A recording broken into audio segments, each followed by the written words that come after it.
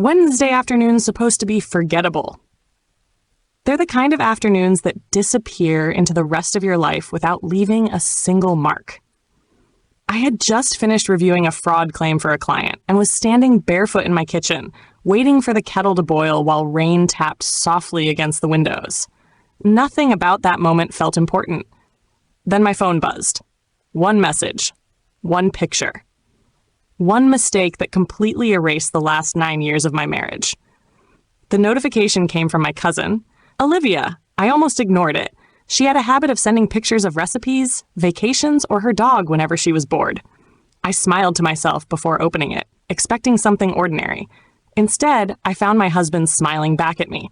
Not the smile he wore in family photos. Not the tired smile he gave me after another long day at work. This one was different. It was peaceful, proud, complete. He was sitting in a hospital chair with 2 newborn baby girls wrapped in pink blankets resting against his chest. Across the bottom of the picture were 6 words that stopped my heart. Our girls finally have their daddy. For a moment, I honestly thought someone had edited the picture. I zoomed in. The small scar beneath Ethan's left eyebrow, the one he'd gotten falling off his bicycle when he was 12, was there.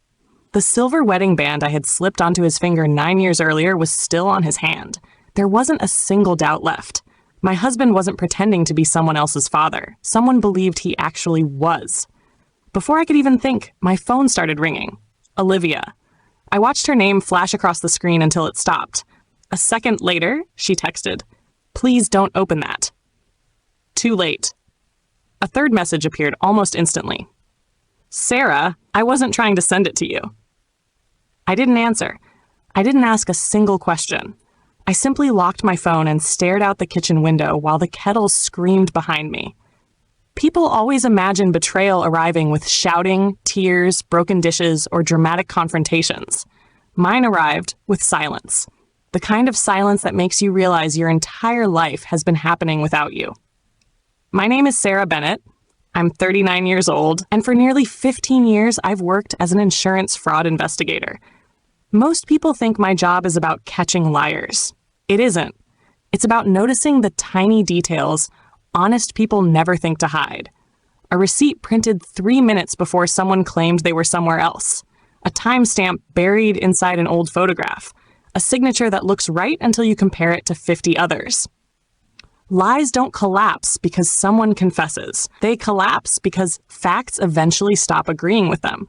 I had spent my entire career proving that. I just never imagined my biggest investigation would begin inside my own home. Ethan and I met at a charity fundraiser 12 years ago. He made everyone laugh without trying. He remembered birthdays. He opened doors for strangers. When we married 3 years later, I genuinely believed I'd found the safest place in the world.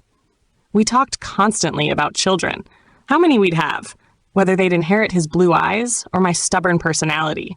He wanted a little girl first. I wanted 2 boys and a girl. We even argued over names long before there was ever a baby to name. Life had other plans. After almost 3 years of trying, we finally visited a fertility specialist. Then came appointments that filled our calendar for months. Blood tests, hormone treatments, procedures whose names became so familiar they no longer sounded like medical terms. Twice I became pregnant.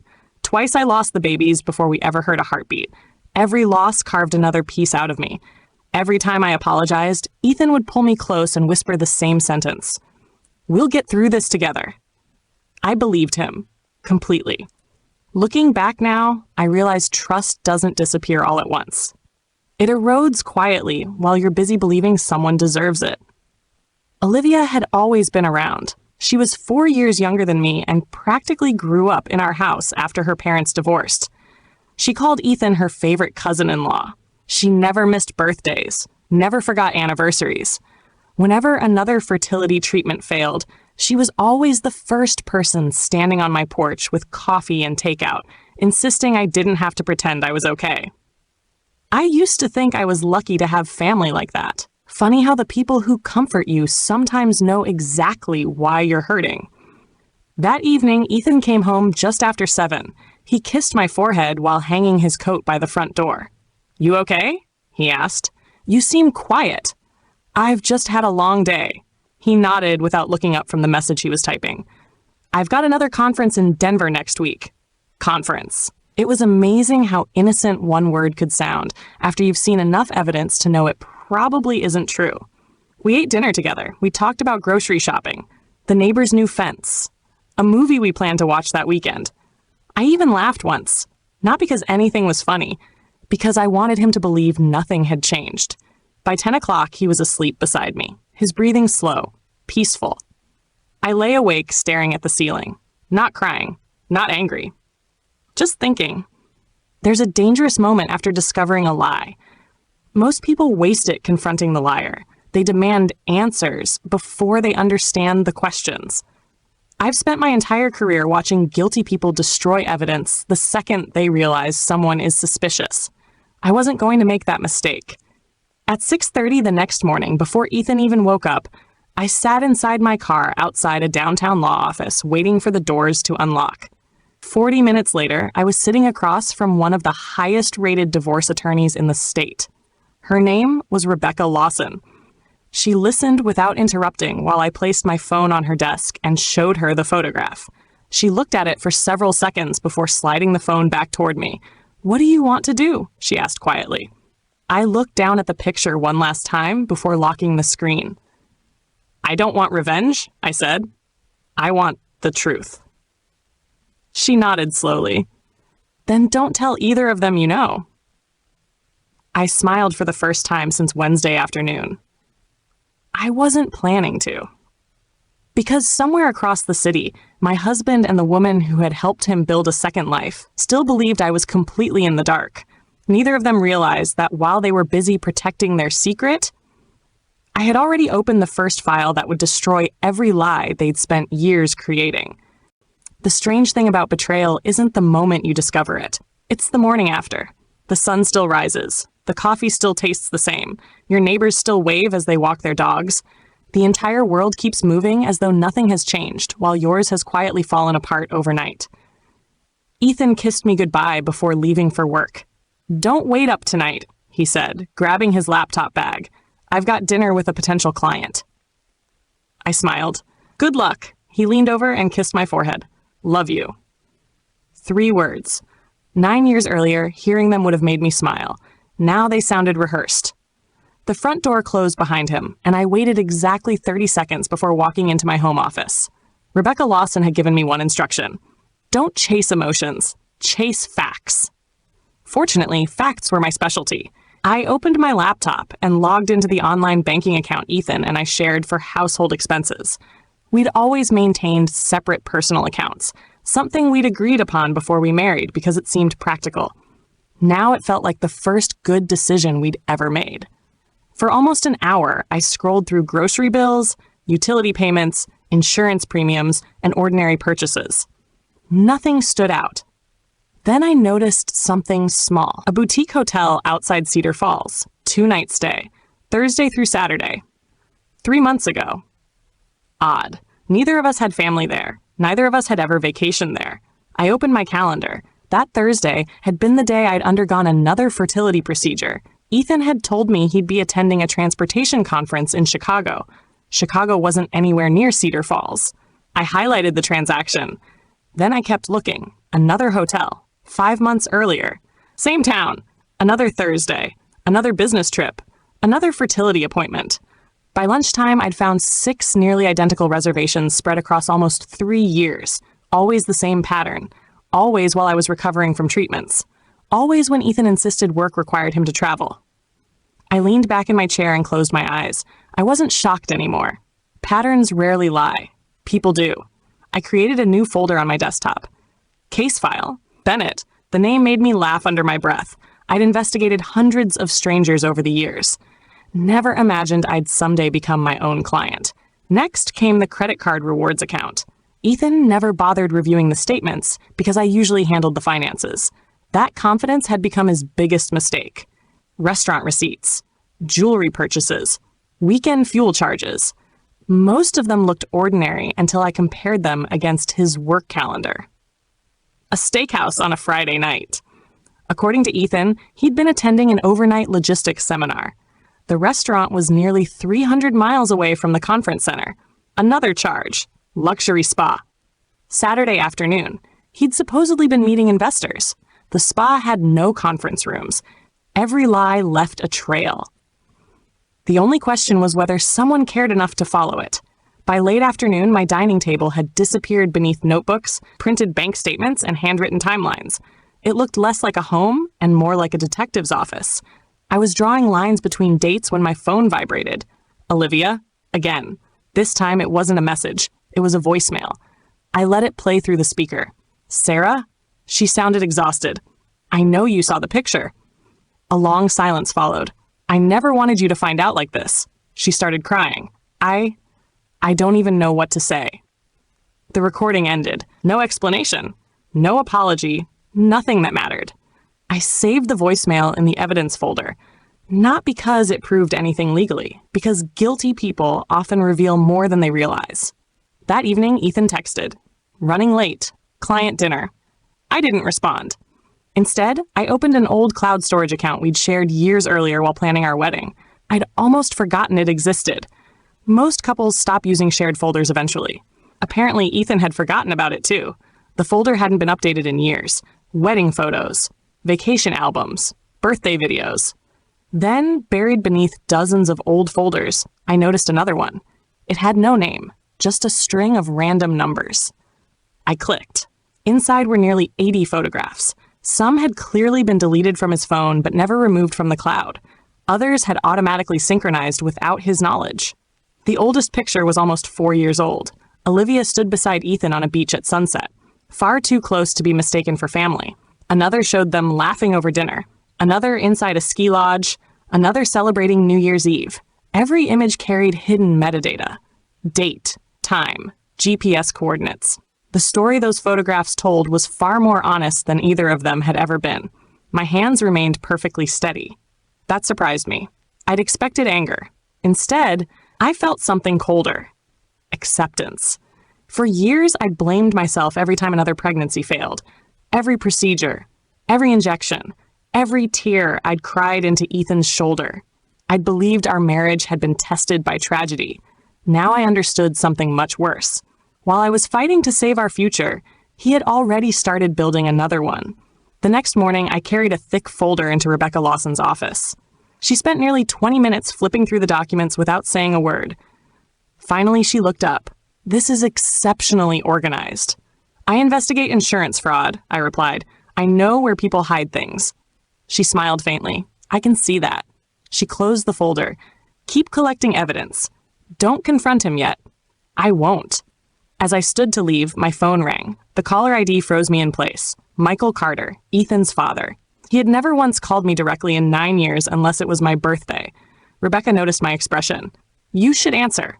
I stepped into the hallway. "Hello?" For several seconds, all I heard was breathing. Then came a voice I barely recognized. "Sarah?" He sounded terrified. "Please." Another long pause. "Whatever you do, don't tell Ethan you know." I frowned. "What are you talking about?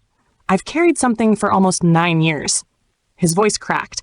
"And before you make any decision, there's something you deserve to hear from me first." The line went silent. For the second time in less than a week, I realized the affair wasn't the biggest secret hiding inside my marriage. I met Michael 2 days later at a quiet cafe on the edge of town. The man sitting across from me looked nothing like the confident father-in-law I'd known for nearly a decade.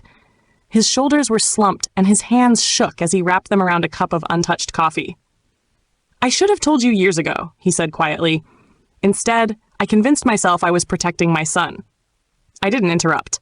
He took a folded piece of paper from his jacket but kept it in his hands. 9 years ago, during your fertility treatments, the clinic accidentally mailed Ethan's confidential test results to my address. I opened them without realizing what they were. My stomach tightened.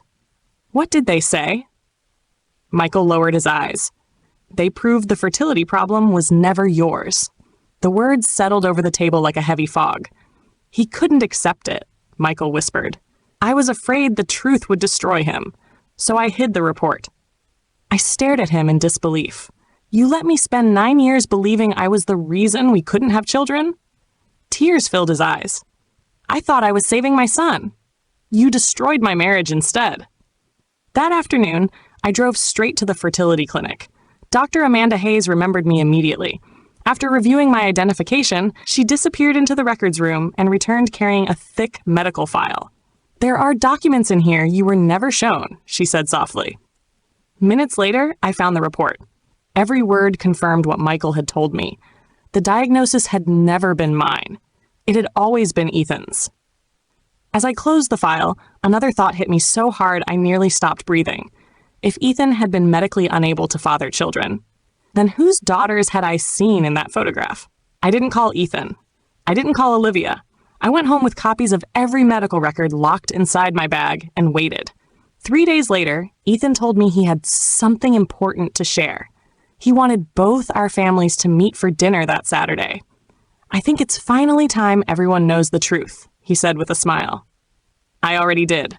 Saturday evening, everyone gathered at Michael's house. Halfway through dinner, the front door opened. Ethan walked in beside Olivia. She was carrying one baby. He was carrying the other. "I know this is unexpected," Ethan said proudly, "but these are my daughters." The room fell silent. Michael's face turned pale. He slowly stood, walked to his study, and returned holding a sealed envelope. "I prayed I'd never have to open this," he said. He placed it in front of Ethan. "Read it." Ethan frowned before opening the envelope. His smile disappeared with the first page. He flipped to the second, then the third. What is this?" he whispered. "It's your fertility report," Michael answered. "The one I hid from you 9 years ago." Olivia looked from Ethan to the report, confused. Michael took a deep breath. "If those results are correct," he looked directly at the twins, "there's a very real chance those girls aren't biologically yours." The room went completely silent. Olivia's face drained of color. Ethan stared at the papers in his hands, unable to speak.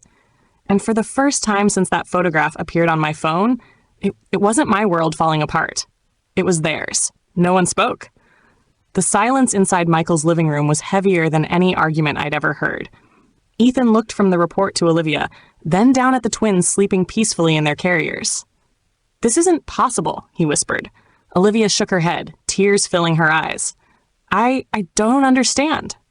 Michael closed his eyes. "The report is real." Ethan stumbled backward into a chair, reading the same lines again and again as if they might change. Then he looked at me. "Sarah, I swear, I never knew." "I believe you," I answered calmly. His expression shifted from relief to confusion. "You believe me?" "I believe you didn't know about the report." I paused. "But you did know you were sleeping with my cousin." His head dropped. "There isn't an excuse for that." "No," I said quietly, "there isn't." For the first time since our marriage began falling apart, Ethan started crying. Not because he lost me, not because of the divorce, because he finally understood that every choice he'd made after betraying me had been built on a lie he never questioned. A week later, a DNA test confirmed what the medical report had suggested. The twins weren't Ethan's biological daughters. Olivia admitted she had briefly been involved with another man during one of Ethan's many business trips, believing Ethan would never find out. In a matter of days, everything they had destroyed my marriage to build collapsed completely. The divorce was finalized 3 months later. I didn't fight for revenge. I fought for peace. I kept the house, my career, my dignity. Ethan moved to another city, trying to rebuild a life from the ruins of his own decisions. As for me, I stopped measuring my worth by the family I never had. Instead, I learned something far more valuable. The greatest freedom isn't watching the people who hurt you lose everything. It's finally realizing their choices were never your burden to carry. For 9 years, I believed I wasn't enough. One accidental photograph taught me the truth. I had been enough all along. I was simply giving my love to people who never deserved it.